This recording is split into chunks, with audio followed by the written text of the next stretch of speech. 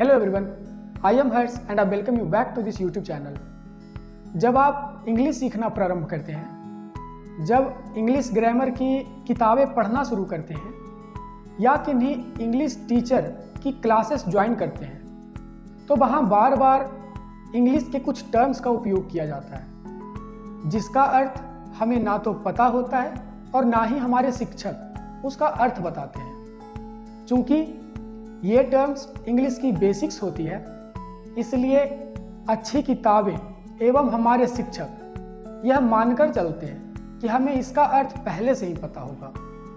परंतु English background ना होने के कारण हमें इन टर्म्स का मतलब पता नहीं होता है, जिसका परिणाम होता है कि हमें इंग्लिश सीखने के क्रम में बहुत सारी परेशानियों का सामना करना पड़ता है। तो आइए इस वीडियो में हम इन्हीं टर्म्स को, इन्हीं बेसिक टर्म्स को सीखते हैं, जिससे कि इंग्लिश सीखने के क्रम में आने वाली परेशानियों का निवारण कर पाएं। So let's get started. आज की इस क्लास में हम इंग्लिश की कुछ बेसिक टर्म्स को समझेंगे, जिसमें हम लोग जानेंगे लेटर्स क्या होते हैं, उसके बाद वर्ड्स क्या होती है, उसके बाद सेंटेंस, सेंटेंस किसे कहते हैं, और साथ ही साथ सेंटेंस में सब्जेक्ट, सब्जेक्ट क्या होता है, ऑब्जेक्ट क्या होता है, और वर्ब, वर्ब क्या होता है। वर्ब में भी हेल्पिंग वर्ब क्या होता है, मेन वर्ब क्या होता है, और साथ ही साथ अदर वर्ड्स, इसके बारे में भी बात करेंगे। आइए तो सबसे पहले हम लोग लेटर से स्टार्ट करते हैं। लेटर्स इंग्लिश में ए, बी, सी, डी से लेकर जेड तक इसे हम लेटर्स बोलते हैं, इसे हम लेटर्स बोलते हैं। अर्थात ए भी एक लेटर है,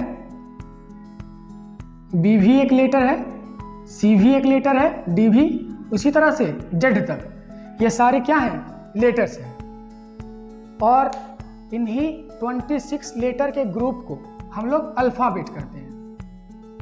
alphabet, a group of 26 letters is known as alphabet. अर्थात अल्फाबेट एक होते हैं, यानी इन पूरे ग्रुप को अल्फाबेट बोलते हैं, और लेटर्स 26 होते हैं। इन 26 लेटर में से आपको पता ही होगा कि 5 वॉवेल्स होते हैं और बच्चे के 21 क्या होते हैं, कॉन्सोनेंट होते हैं।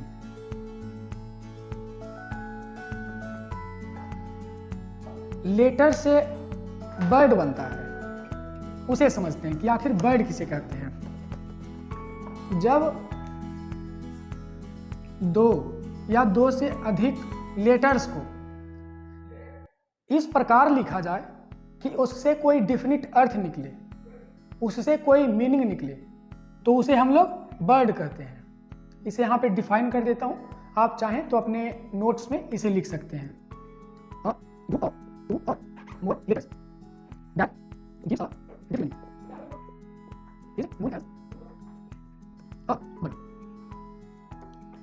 A group of 2 or more letters that gives a definite meaning is known as a word. In letters का ग्रुप जिससे एक डेफिनिट अर्थ निकले उसे हम लोग वर्ड कहते हैं। जैसे कि पेन, एग्जाम्पल पेन। एक यहाँ पर पी, यह एक लेटर है, ई यह भी एक लेटर है, और एन यह भी एक लेटर है। यहाँ 3 लेटर्स को इस प्रकार से अरेंज करके लिखा गया है जिससे कि कुछ अर्थ निकल रहा है। जैसे ही हम लोग पेन बोलते हैं, इससे हम लोग क्या समझते हैं कि हम लोग इसके बारे में बात कर रहे हैं, कलम के बारे में बात कर रहे हैं, एक मीनिंग निकल रहा है, इसलिए ये हमारा क्या कहलाएगा, यह एक वर्ड कहलाएगा। लेकिन यहीं पर यदि मैं इन्हीं लेटर्स को इस क्रम में लिख दूं NTE, इससे कोई अर्थ नहीं निकल रहा, इसलिए हमारा यह बर्ड नहीं होगा। यहां एक बात और ध्यान देने वाली है कि हमारा जो बर्ड है यह 2 या 2 से अधिक लेटर से मिलकर बनता है, लेकिन कुछ एक्सेप्शन है, जैसे कि ए। एक्सेप्शन जैसे कि ए का मतलब होता है एक। जब ए का प्रयोग एक के अर्थ में हो तो यह एक बर्ड होगा, लेकिन जब ए का प्रयोग ए के अर्थ में ना हो तो यह एक लेटर कहलाएगा। उसी प्रकार से आई एक लेटर है और साथ ही साथ बर्ड है, क्योंकि आई का मतलब मैं से होता है। यह एक मीनिंग दे रहा है जिससे कि यह एक बर्ड में काउंट होगा। साथ ही साथ एक इंटरजेक्शन ओ है, जब इसका प्रयोग इंटरजेक्शन के रूप में होता है तो यह भी एक बर्ड कहलाता है। अभी तक हमने लेटर्स को और बर्ड्स को समझ लिया है। अब जानते हैं कि सेंटेंस किसे कहते हैं। सेंटेंस, इसे यदि डिफाइन किया जाए तो a group of two or more birds that gives a definite meaning. A group of 2 or more birds that gives a definite meaning या सेंस। 2 या 2 से अधिक बर्ड का ग्रुप, शब्द का ग्रुप जिससे कोई अर्थ निकलता हो, उसे क्या कहते हैं? सेंटेंस कहते हैं। जैसे कि ही इज मोहन, यहां पर ही, यह भी एक बर्ड है, यहां पर इज भी एक बर्ड है और मोहन भी एक बर्ड है। तो इन बर्ड से मिलकर एक बर्ड, दो बर्ड, दूसरा बर्ड और तीसरा बर्ड, इन 3 बर्ड से मिलकर हमारा एक सेंटेंस बना है जो एक अर्थ दे रहा है। यदि मैं इसकी बात करूं तो इसका मतलब है वह मोहन है, ही इज मोहन, इससे एक अर्थ निकल रहा है, इसलिए यह एक सेंटेंस कहलाएगा। और भी उदाहरण लेते हैं, जैसे कि दैट बुक इज माइन। यहां पर दैट भी एक बर्ड है, बुक भी एक बर्ड है, इज भी एक बर्ड है, माइन भी एक बर्ड है।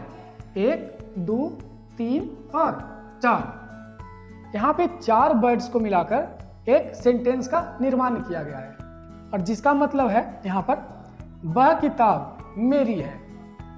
तो जब 2 या 2 से अधिक बर्ड्स मिलकर अर्थ प्रदान करे, डिफिनिट अर्थ प्रदान करे, सेंस प्रदान करे, तो उसे क्या कहते हैं?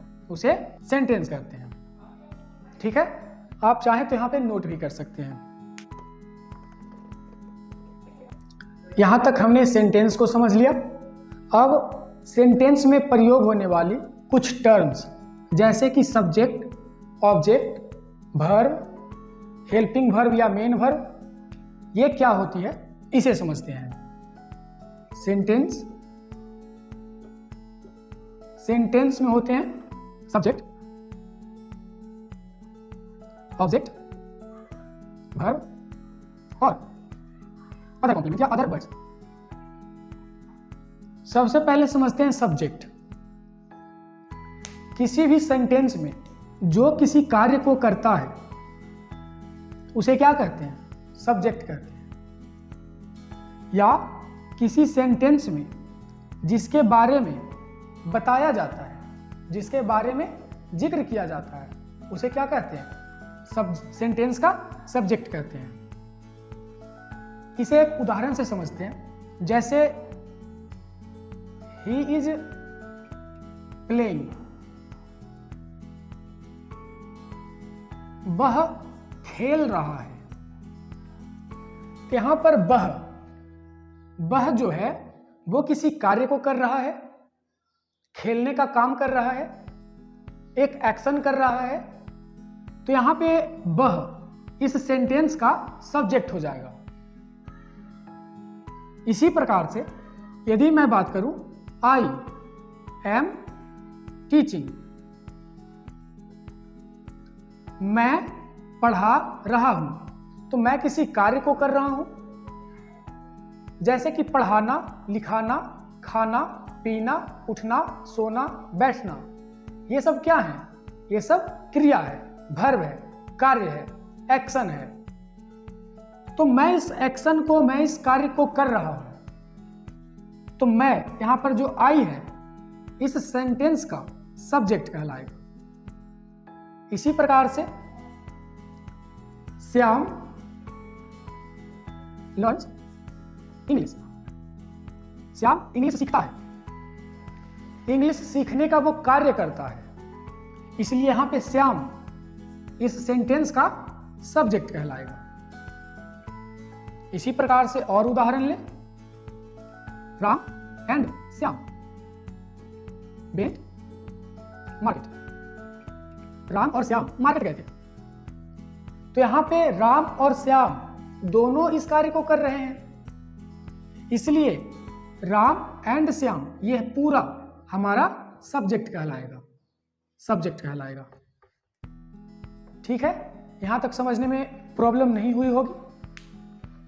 अब समझते हैं कि जब सेंटेंस में किसी के बारे में कुछ बताया जाए तो उसे सब्जेक्ट कहते हैं। इसे कुछ उदाहरण के माध्यम से समझते हैं।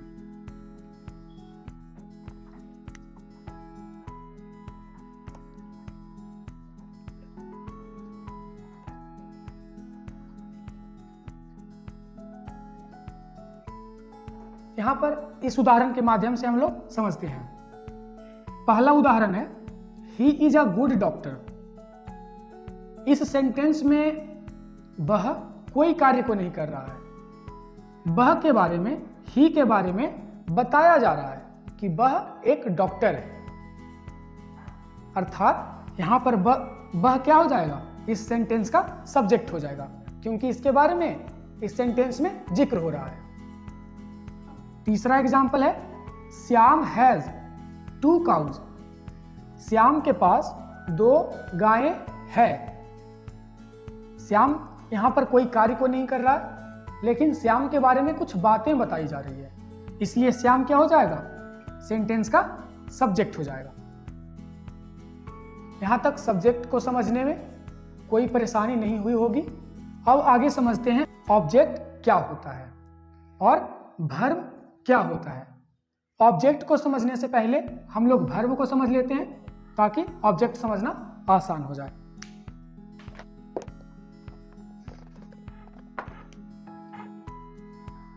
वर्ब, वर्ब किसी भी सेंटेंस में 3 कार्य को करता है।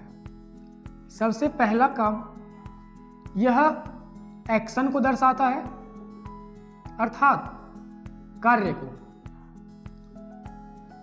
और दूसरा यह स्टेट ऑफ बीइंग, यानी कि स्थिति को दर्शाता है,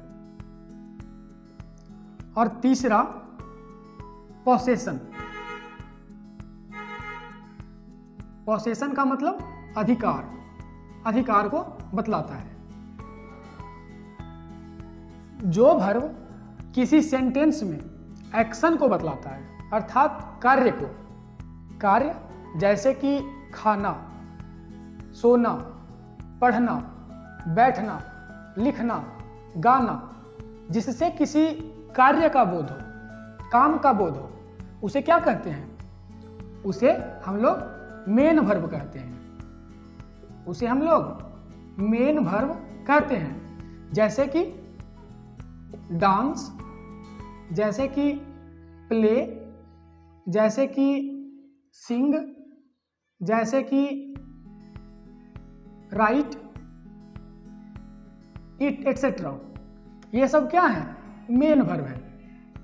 और जब वर्ब स्टेट ऑफ बीइंग बताए, स्थिति को बताए, इसे एक उदाहरण से समझते हैं। जैसे यहां पर ही बात टीचर, बात एक शिक्षक था, पर दूसरा sentence he is a teacher, और तीसरा sentence he will be a teacher.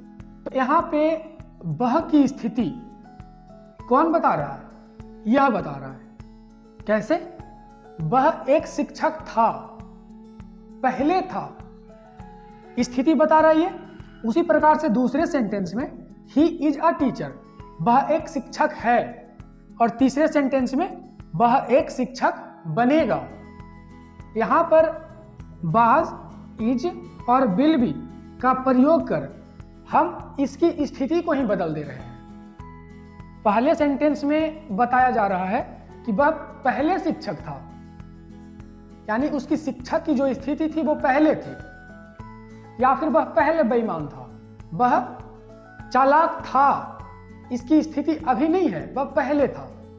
तो स्थिति का बोध करवा रहे हैं यहाँ पे वाज। उसी प्रकार से यदि सिर्फ एक वर्ड को यहाँ पे बदल दे रहे हैं तो इससे हमारी स्थिति ही बदल जा रही है। यहाँ पर हो रहा है, यहाँ पे इसका अर्थ निकल रहा है वह शिक्षक है, अभी शिक्षक है, और तीसरे सेंटेंस में वह शिक्षक बनेगा, भविष्य में बनेगा, स्थिति में परिवर्तन हो रही है। तो इस प्रकार के शब्द जो स्थिति को बतलाती है, किसी सेंटेंस में स्थिति को बतलाती है, उसे क्या कहते हैं? उसे कहते हैं हम लोग हेल्पिंग वर्ब। उसे क्या कहते हैं? Helping verb. यह हमारे सेंटेंस को पूरा करने में हेल्प करता है, इसलिए हमें इसे हेल्पिंग वर्ब कहते हैं। यदि इसे मैं हटा दूं तो ही अ टीचर कोई सेंस नहीं बना। यहाँ पे इस सेंटेंस को पूरा करने में किसी हेल्पिंग वर्ब की जरूरत पड़ रही है, इसलिए इस सेंटेंस को पूरा करने में हमने यहाँ लिखा था वाज, तो यहाँ पे वाज क्या हुआ? हेल्पिंग वर्ब हुआ, जो कि इस सेंटेंस में स्थिति को बतला रहा है, इसलिए यह एक हेल्पिंग वर्ब कहलाया। ठीक है, अब तीसरा समझते हैं पॉसेशन। वर्ब पॉसेशन बतलाने का भी कार्य करता है।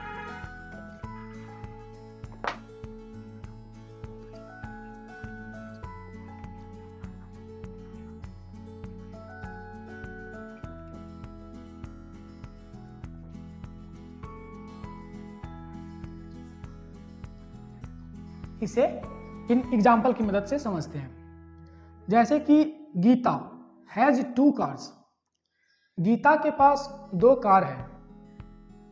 यहां पे गीता का अधिकार इस कार पे है, जो कि यहां पे हैज बतला रहा है। उसी प्रकार से सेकेंड सेंटेंस में Shivam has enough knowledge to solve the problem, Shivam के पास इतना नॉलेज है कि वह प्रॉब्लम को सॉल्व कर सकता है। यानी कि शिवम के पास किसी चीज की पॉसेशन बतला रहा है, अधिकार बतला रहा है, स्वामित्व बतला रहा है। तो यहाँ पे हैज भी क्या हो गया? पॉसेशन बतला रहा है, पॉसेसिव वर्ब हो गया। उसी प्रकार से यहाँ पे वी हैव एक्स्ट्रा पेन्स, हमारे पास एक्स्ट्रा कलम है, यह भी पॉसेशन बतला रहा है, हमारा कलम पे अधिकार है, अधिकार को बतला रहा है। उसी प्रकार से आई हैड अ कार, मेरे पास एक कार थी, पहले थी, यह भी मेरे कार पे अधिकार को बतला रहा है। यहाँ पे वर्ब कौन सा वर्ब हो जाएगा? पॉसेसिव वर्ब हो जाएगा, जो कि अधिकार को बतलाता है, जैसे कि हैव, हैज और हैड। यहां से हम लोग समझ गए कि मेन वर्ब किसे कहते हैं? जो कि किसी कार्य को दर्शाता है, जैसे कि खाना, पीना, उठना, सोना, दौड़ना, भागना इत्यादि। और हेल्पिंग वर्ब किसे कहते हैं? जो स्थिति को बतलाता है, स्टेट ऑफ बीइंग को बतलाता है, उसे हेल्पिंग वर्ब कहते हैं। उसी प्रकार से जो अधिकार को बतलाता है उसे पॉसेसिव वर्ब कहते हैं, जैसे कि हैव, हैज, हैड। आशा करता हूं यहां तक आपको लेटर्स, आपको वर्ड, सेंटेंस और सेंटेंस में उपयोग होने वाली सब्जेक्ट और वर्ब, इतना तक आपको अभी तक समझ में सही ढंग से आया होगा। अब आगे हम लोग ऑब्जेक्ट को समझते हैं। ऑब्जेक्ट, किसी सेंटेंस में जब सब्जेक्ट किसी कार्य को करता है और जब उस कार्य का फल किसी वस्तु पे पड़ता है, तो उस सेंटेंस में वह वस्तु ऑब्जेक्ट कहलाता है। In a sentence when subject does an action and the effect of that action implies on any object, that object is known as object. जब किसी सेंटेंस में सब्जेक्ट किसी कार्य को करता है, यानी कि मेन वर्ब, इसे ही एक्शन कहते हैं, किसी एक्शन को करता है और इस एक्शन का प्रभाव जिस वस्तु पर पड़ता है उसे क्या कहते हैं? ऑब्जेक्ट कहते हैं। अर्थात किसी सेंटेंस में ऑब्जेक्ट तभी आ सकता है जब उस सेंटेंस में मेन वर्ब हो। यहां पर एक बात नोट करने की है कि जब किसी सेंटेंस में मेन वर्ब होगी तभी और केवल तभी वहां पे ऑब्जेक्ट आ सकता है, अन्यथा ऑब्जेक्ट वहां पे नहीं होगा। इसे कुछ उदाहरण की मदद से समझते हैं। जैसे कि पहला उदाहरण है, ही प्लेज फुटबॉल, वह फुटबॉल खेलता है। यहां पर वह किसी कार्य को कर रहा है, इसलिए वह क्या हो जाएगा? इस सेंटेंस का सब्जेक्ट हो जाएगा। यहां पर प्ले कार्य को दर्शा रहा है, एक्शन को दर्शा रहा है, जो कि सब्जेक्ट कर रहा है, खेलने का कार्य कर रहा है, तो प्लेज क्या हो जाएगा? मेन वर्ब हो जाएगा। और जब इस सेंटेंस में मेन वर्ब है तो एक पॉसिबिलिटी बनती है कि हो सकता है इस सेंटेंस में ऑब्जेक्ट भी हो। ही प्लेज फुटबॉल, किसे खेल रहा है? वह फुटबॉल खेल रहा है, इसलिए खेलने का प्रभाव किस पे पड़ रहा है? फुटबॉल पे पड़ रहा है, तो फुटबॉल हमारा यहां पर ऑब्जेक्ट हो जाएगा।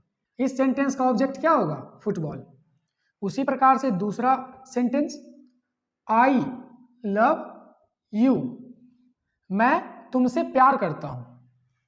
यहां पर आई जो है वो किसी कार्य को कर रहा है, तो इसलिए यहां पर आई क्या हो जाएगा? सब्जेक्ट। और लव यह एक एक्शन है, कार्य है, क्रिया है, इसलिए यह हो जाएगा मेन वर्ब। और इसका प्रभाव किस पर पड़ रहा है? यू पर, तो यहां पर यू क्या हो जाएगा? यू हो जाएगा ऑब्जेक्ट। इसी प्रकार से तीसरा सेंटेंस, यू लव मी, तुम मुझसे प्यार करते हो। यहां पर तुम यानी कि यू किसी कार्य को कर रहा है, इसलिए यू क्या हो जाएगा? इस सेंटेंस का सब्जेक्ट। और लव यह एक एक्शन है, कार्य है, तो यह क्या हो जाएगा? Main verb. और इसका प्रभाव किस पर पड़ रहा है? मुझ पे पड़ रहा है, मी पे पड़ रहा है, इसलिए मी यहां पर क्या हो जाएगा? इस सेंटेंस का ऑब्जेक्ट हो जाएगा। अब चौथे सेंटेंस को देखते हैं। चौथा सेंटेंस है, he is a leader. He is a leader, यहां पे आप बताएं कि ऑब्जेक्ट क्या है। वीडियो को पॉज कर आप यहां पर ऑब्जेक्ट खुद से बता सकते हैं। अब यहां पर हम लोग समझते हैं, ही इज अ लीडर, ही के बारे में यहां पे कुछ बताया जा रहा है, इसलिए ही क्या होगा? सेंटेंस का सब्जेक्ट। इज जो है वो स्टेट ऑफ बीइंग बता रहा है, स्थिति बतला रहा है, इसलिए इज क्या होगा? Helping verb. लेकिन यहां पर मेन वर्ब है? नहीं है। तो जब तक मेन वर्ब नहीं होगा, जब तक कार्य नहीं होगा, तो कार्य का प्रभाव किसी पे नहीं पड़ेगा, और जब किसी पर प्रभाव कार्य का नहीं पड़ेगा तो ऑब्जेक्ट भी नहीं होगा। इस सेंटेंस में हमारा कोई भी ऑब्जेक्ट नहीं है। तो ये ए लीडर क्या है? ये ए लीडर जो है वो अदर कॉम्प्लीमेंट है, या अदर वर्ड जिसे बोल देते हैं, अदर वर्ड है। आने वाली क्लासेस में समझेंगे कि एक ए लीडर या फिर अदर वर्ड क्या क्या हो सकता है। यहां पर ए लीडर सब्जेक्ट कॉम्प्लीमेंट है, हो सकता है अभी आपको समझने में मुश्किल हो कि सब्जेक्ट कॉम्प्लीमेंट किसे कहते हैं, ऑब्जेक्ट कॉम्प्लीमेंट किसे कहते हैं। आने वाली क्लासेस में हम लोग समझेंगे कि सब्जेक्ट कॉम्प्लीमेंट क्या होता है, ऑब्जेक्ट कॉम्प्लीमेंट क्या होता है, और इसी क्रम में आगे बढ़ते बढ़ते ग्रामर के एडवांस कंसेप्ट को भी समझेंगे। तो यहाँ पे ए लीडर अदर वर्ड है, ना कि ऑब्जेक्ट है। और पांचवा उदाहरण, बी ईट मैंगोज, हम लोग आम खाते हैं। यहाँ पे बी कार्य कर रहा है, इसलिए बी क्या हो जाएगा? सेंटेंस का सब्जेक्ट। इट एक कार्य है, एक्शन है, इसलिए इट क्या हो जाएगा? Main verb. और मैंगोज, इस कार्य का प्रभाव किस पे पड़ रहा है? मैंगोज पे। तो मैंगोज इस सब्जेक्ट, इस सेंटेंस का क्या हो जाएगा? ऑब्जेक्ट हो जाएगा। I hope you must have understood by now whatever I have discussed today, and let me rub this all. I hope you would have also written this. आशा करता हूँ कि आज की क्लासेस आपके लिए हेल्पफुल रही होगी। यदि आपको इंग्लिश की इन बेसिक टर्म्स के बारे में पता होगा तो आपको इंग्लिश ग्रामर की किताबें पढ़ने में आसानी होगी, इंग्लिश ग्रामर के टीचर्स की क्लासेस करने में आसानी होगी। और साथ ही साथ let me tell you one more thing, मैं एक न्यू ऑनलाइन इंग्लिश क्लासेस लाने जा रहा हूँ जहाँ पे बेसिक से इंग्लिश ग्रामर, इंग्लिश राइटिंग और साथ ही साथ इंग्लिश स्पोकन करवाई जाएगी। यह क्लासेस 27 फरवरी से स्टार्ट हो चुकी है। यदि आप चाहें तो इस क्लास में ज्वाइन कर सकते हैं। यह क्लासेस लाइव जूम एप्लीकेशन पे चलती है। इस क्लासेस में इनरोल करने के लिए आप मेरा टेलीग्राम चैनल पे जुड़ सकते हैं, जिस पे आपको इस क्लासेस की मीटिंग आईडी प्रोवाइड करवाई जाती है। यह classes Monday to Friday evening में 8 PM को प्रत्येक दिन चलती है। सो आज के लिए इतना ही। Keep learning, stay connected. Thank you.